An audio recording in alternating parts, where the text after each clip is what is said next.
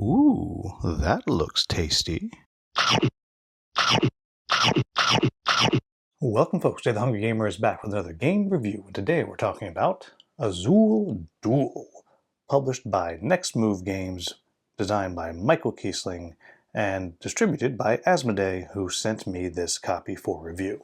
Now what this game is this is a two-player version of the classic Azul, and as you can imagine, it is a two-player only game, and you are working on drafting these tiles to kind of fill up your tiled roof in the church in Portugal or whatever the heck it is.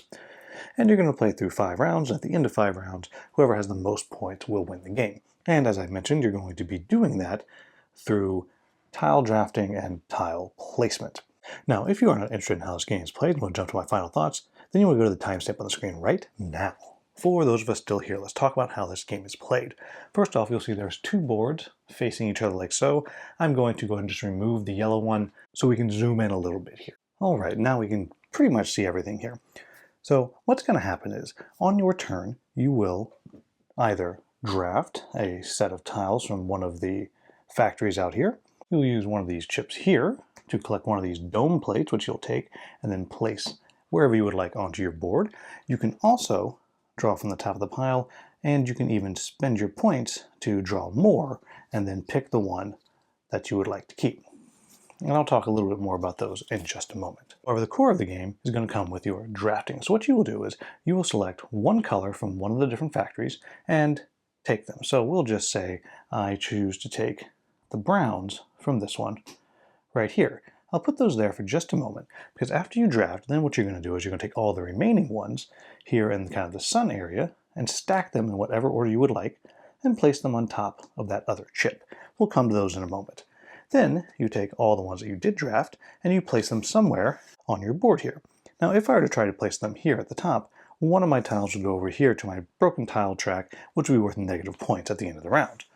But we'll just say I put them right there. And the next player will go, and we'll just say that they took these, and they stacked like so. Then it comes back to me, and I decide this time I want to just take this one, and I'll put that right there. And then the next player will go, so on and so on. However, what's important is on the big tile here, once that is drafted, let's just say later I took those, then all of the others go up into the moon like that. Now, the way that the moon works is as follows. One of the other things that you're able to do is, instead of drafting from the factories there or getting yourself a dome plate like that, you can take all of the same color from the top of all the stacks. So if I were to take red, I would take both of those. The factories look like this. I might take the brown right here and then go ahead and place it somewhere, but I'm going to move it off to the side. And then that would reveal this flipped over chip, which then can flip like that. That unlocks the next thing that you can do on your turn, is you can take a face-up chip. You take it like so, and you place it on the round 1, 2, 3, 4, 5 on one of the 2 spaces. And each player can only take 2 per round. And I'll talk about what those do in just a moment.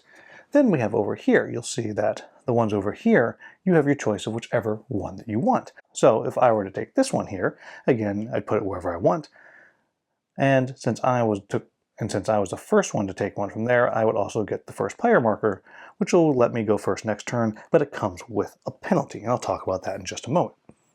Now let's do a quick little fast forward and move these on off here, and we'll just say that I finished up like this right here. Then you come over here and you start checking all of your different rows and see if they're full.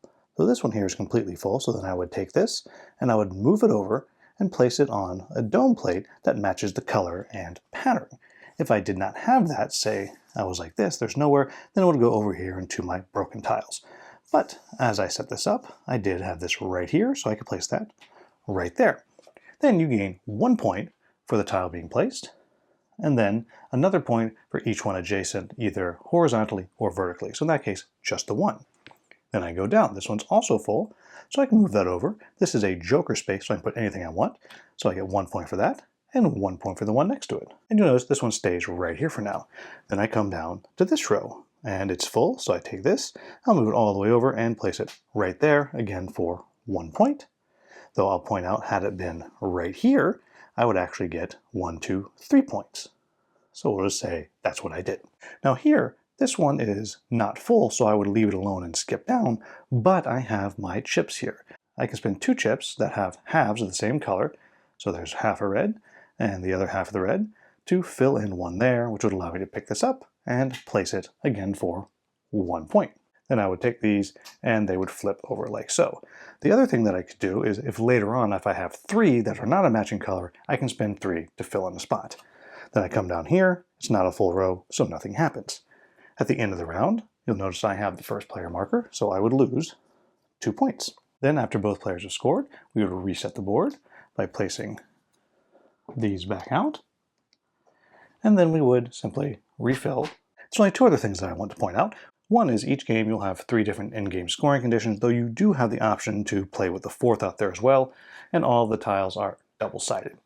But in this case, at the end of the game, I'd score 7 points for each completed column I have with the tiles right here. So in other words, if I finish the game like so, that would be worth 7 points. Then the same thing here, except for rows, and this one here you get it for a complete diagonal. Now I already explained the joker tiles right here and how those work, as they're just simply wilds. However, there's also these special tiles right here. And the way those work is, if you ever fill the 3rd spot on them, then you, for free, get one of these special tiles which you get to place. Now that tile will allow you to score and it counts for your adjacency, but then you also look all the way over here and you gain points based on the row it's in. In this case, this tile would score 5 points. And you're going to play through 5 different rounds. At the end of the game, you'll add your in-game scoring, and whoever has the most points is going to win. And I do apologize, I almost neglected to tell you what happens to these tiles right here. What's going to happen to those is, once you have placed the one next to it, all the others will be discarded from your board, and they go into this tower right here. Then, if at any point you're refilling the factories here, and your bag is empty, you simply take your tower and refill the bag. And so that's how this game works. So what do I like about this game? The first thing is it takes all of the gameplay of Azul and also those really cool little tiles. Those tiles are great. And it puts it into a 2-player game, and it gives it enough of a twist to make it different and interesting and worth having the one over the other. And so I really do like that. I think the way that the drafting works, how you're getting all of one color, but especially as you get towards the late game, or at least late rounds, a lot of times you wind up with a really hard choice because you're going to get stuck with some broken tiles. It's going to lose you a few points. And so maybe you don't go down that route. Maybe you wait another round to take the brown ones that you need, which is going to fill up the bottom row but give you a broken tile. Maybe you wait 1 round to do that. And I think that's very, very clever, the way just the pure drafting works. But along with that, the way that you're stacking the tiles on top of the chips, and you get to choose the order that they're stacked there, that I think is really cool, because that makes you pay a little attention to what they have on their board. And it's very easy to see what the other player has. It's a quick glance and you can see everything. Very, very simple, very easy. And I really like the way that that works. I also like the way that the dome plates work, how you're putting them out there and you are trying to predict what you might be getting later on, especially when you add in the in-game scoring conditions, which you kind of start chasing early on, sometimes to your detriment, but you kind of start chasing these things early on. And so getting those dome plates, deciding if one of the ones out there is one that you want, or you just want to kind of wait till the other player picks one and it refills, or maybe you're going to spend a few points and kind of have a choice. All that I think is very, very clever, and I do really like the way that it tells you on the back of the tiles, is it a special tile or is it a joker tile? Really, really good. I like that. So it at least kind of gives you that thing to think about. It's like, I don't like these. Well, this one definitely has a joker tile, so I'll definitely be able to use one of those this turn. Like the way that works. I also like the way the special tiles, one, fill up spaces for you, let you fill up more spaces because you're putting out 3 and you get 4, but also the way you get points for it at the end of the game, or immediately I should say when you put them down. Like that. I like the way the scoring works, that kind of adjacent scoring, making those lines horizontal or vertical. I think that works really well because, again, it's giving you something to kind of chase after. It's giving you something to work toward and picking what colors are going to place where, and I really think that works well. And the last thing is, I like the way that the chips work and the big factory work. The chips just in the sense that, one, it's another thing flipping over. It sometimes lets you kind of delay what you're trying to do because maybe you don't want to take first player or something like that. But also I like the way that it lets you just kind of speed up filling of your board a little bit as you're getting those chips.